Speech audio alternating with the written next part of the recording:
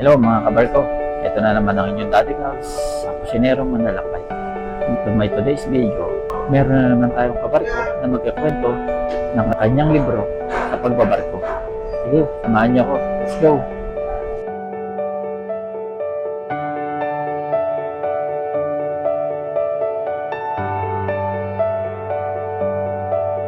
Kabarko, ano pangalan natin? Ako po si Joshua Christian Ang. Ilan taon na kayo nagtatrabaho sa cruise ship?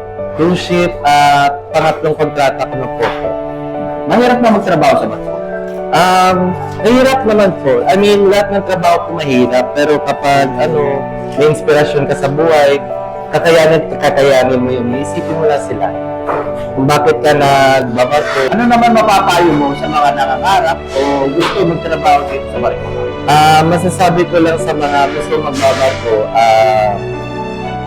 prepare yourself.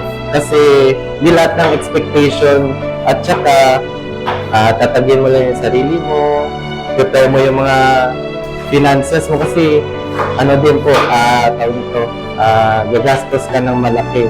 So, whatever happens to you, kung bigyan ka ng kontrata o at least meron kang ipon, yung lakas, yung pera, number one talaga yun. Ano may message mo sa mga nagtatrabaho na sa barko? Masasabi ko lang is, kaya natin to para sa mga inspirasyon natin sa buhay, sa pamilya natin, sa mga anak natin, kaya natin to.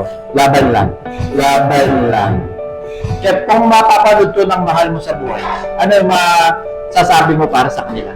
Masasabi ko lang is, mag-ingat kayo palagi. I love you. Palagi. I love you. Saka yung ginagawa ko dito, para naman sa inyo lahat to. Tsaka, ayun, kahit mahirap, gagawin lahat.